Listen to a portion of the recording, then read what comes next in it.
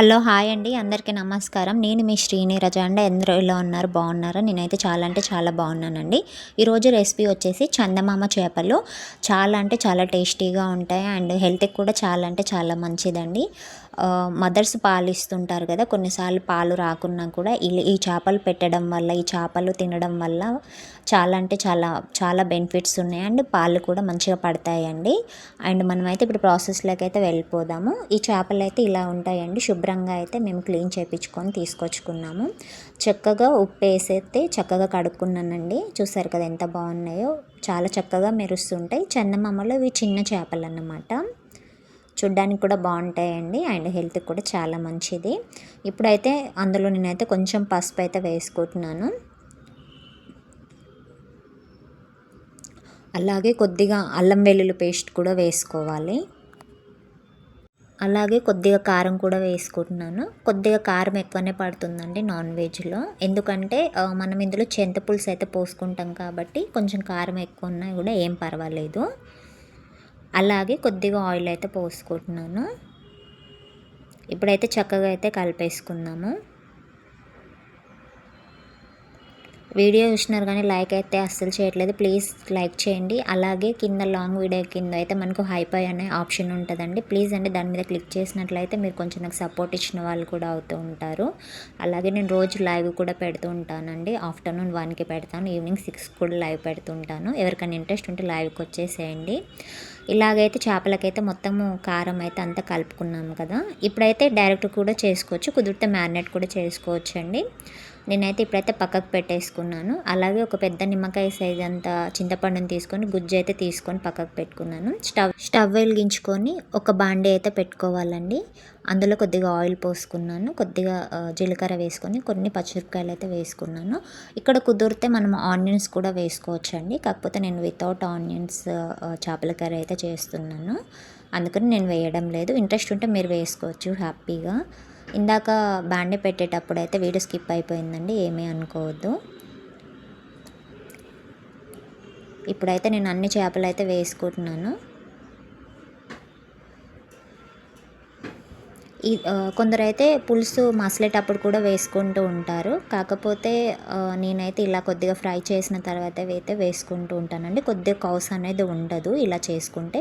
కొద్దిగా ఆయిల్లో ఫ్రై చేసుకున్నప్పుడు కౌసు ఉండదు. కొద్దిగా నేను ఇలాగే చేసుకుంటూ ఉంటాను. టేస్ట్ కూడా చాలా బాగుంటుంది. ఇప్పుడైతే ఒకసారి అయితే కలిపెట్టుకుంటున్నానండి.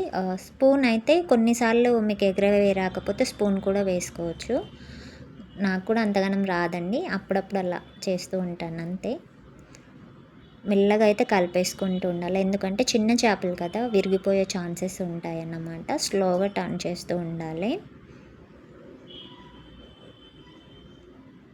ఇప్పుడైతే మూత అయితే పెట్టేసుకుందాము. ఒక 2 మినిట్స్ అలా చేపలని వదిలేద్దాం, ఫ్రై చేయనిద్దాం.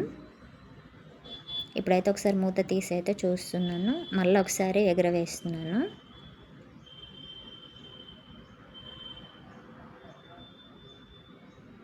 ఇప్పుడైతే చేప అయితే మంచిగా ఫ్రై అయిపోయిందండి. ఇప్పుడైతే చింతపులుసు అయితే పోసుకుంటున్నాను. మనకు ఆయిల్ అనేది తేలుతుంది అన్నమాట చేప మంచిగా ఫ్రై అయిపోతే.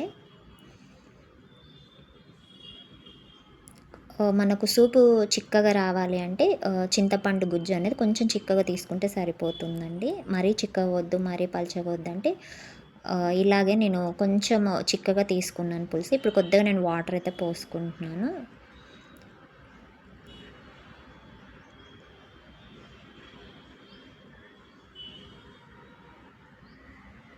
ఓకే, సరిపోతుంది. చిన్న చేపలే కదండి, తొందరగానే కుక్ అయిపోతాయి అన్నమాట. ఎక్కువ కష్టపడిన అవసరం లేదు, ఎక్కువసేపు కుక్ చేయాల్సిన పని లేదన్నమాట. ఇప్పుడైతే అందులో కొద్దిగా సాల్ట్ అయితే వేసుకుంటున్నాను.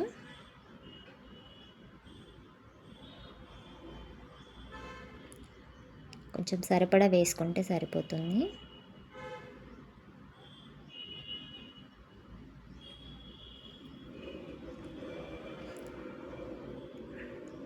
మన ఛానల్లో చాలా రెసిపీస్ కూడా ఉన్నాయండి, ఇంట్రెస్ట్ ఉంటే అవి కూడా వాచ్ చేయొద్దు. కొర్రమీను చేపల పులుసు కూడా చేశాను. మెంతుల పొడి అండ్ జీలకర్ర పొడి అయితే వేసుకుంటున్నాను. అదొక స్పూన్ ఇదొక స్పూన్ తీసుకొని బాగా వేయించుకొని పౌడర్ చేసుకున్న దాన్ని అయితే వేసుకుంటున్నానండి. ఈక్వల్గా తీసుకున్నాను.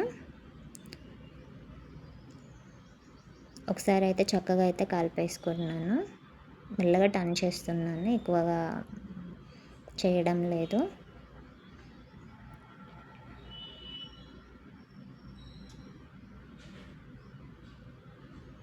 ఇప్పుడైతే మూత పెట్టి అయితే మగ్గించుకుందాము.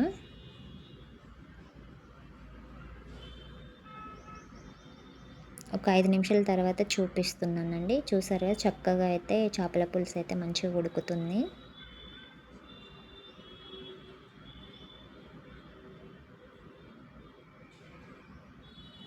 ఇప్పుడైతే కొద్దిగా ధనియాల పౌడర్ అయితే వేసుకుంటున్నాను. అలాగే కొద్దిగా గరం మసాలా కూడా వేసుకుంటున్నాను. ఇది హోమ్ మేడే అండి, నేను ఇంట్లో తయారు చేసుకున్నదే. ఇప్పుడైతే కొద్దిగా కొత్తిమీర కూడా వేసుకుంటే సరిపోతుంది. కొద్దిగా కొత్తిమీర అయితే వేస్తున్నాను.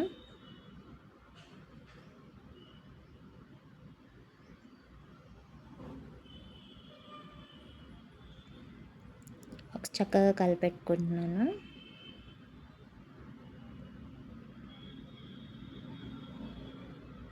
ఎక్కడన్నా మసాలా గట్లా కలవలేదనుకో కొంచెం స్పూన్ తోటి కొద్దిగా స్ప్రెడ్ చేసినట్టు అంటే సరిపోతుందండి.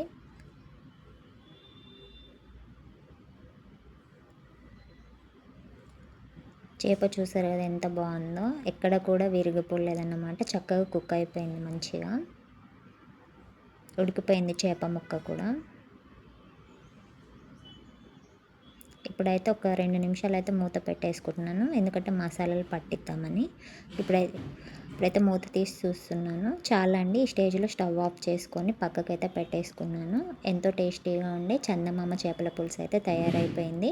చాలా అంటే చాలా టేస్టీగా ఉంటుంది, చాలా హెల్త్కి కూడా చాలా మంచిదండి. ఈ వీడియో మీకు నచ్చినట్లయితే like and share, subscribe. Bye అండి.